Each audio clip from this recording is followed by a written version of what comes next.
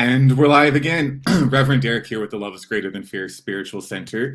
And welcome to another day of coffee and miracles. So for anyone seeing this for the first time, we're going through the 365 lessons from the workbook of A Course in Miracles. So hopefully you did your lesson yesterday. Yesterday's lesson was I see only the past.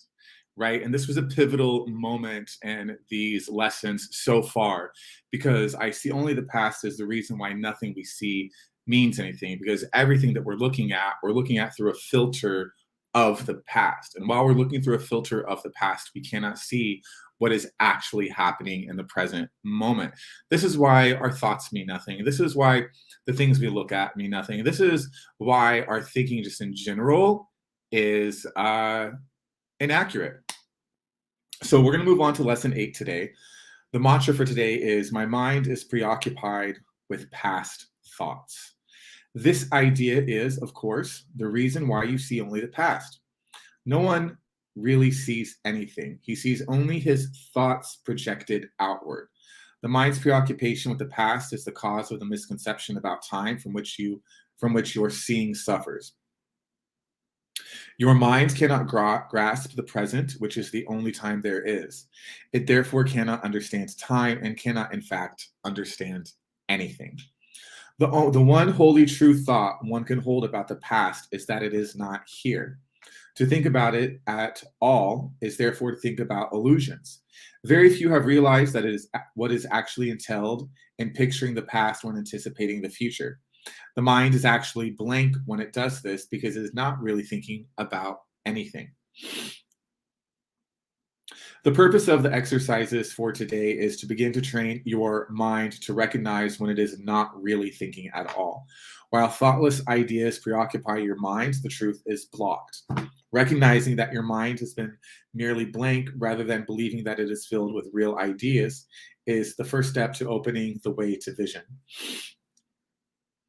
The exercises for today should be done with eyes closed. This is because you actually cannot see anything.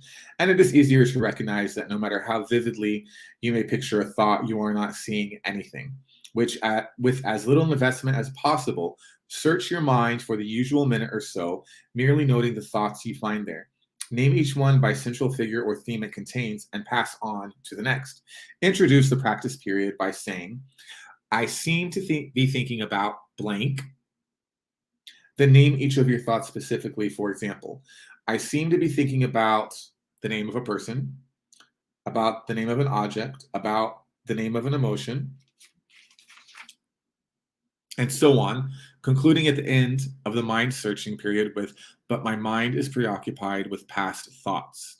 This can be done 4 or 5 times during the day, unless you find it irritates you. If you find it trying, 3 or 4 times is sufficient. You might find it helpful, however, to include your irritation or any emotion that the idea for today may induce in the mind searching itself.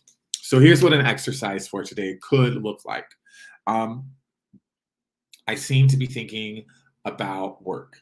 I seem to be thinking about a health problem. I seem to be thinking about Bob. I seem to be thinking about the government. I seem to be thinking about whatever, but my mind is preoccupied with past thoughts. I said this yesterday, but what's so fascinating is that the Course in Miracles is not interested in getting you to believe anything. Belief is... I think of, the idea of like believing in God and believing in the universe and believing in the law of attraction, whatever the spiritual thing is. Believing in that stuff is very kindergarten. It's a kindergarten conversation to talk about whether or not you believe in God.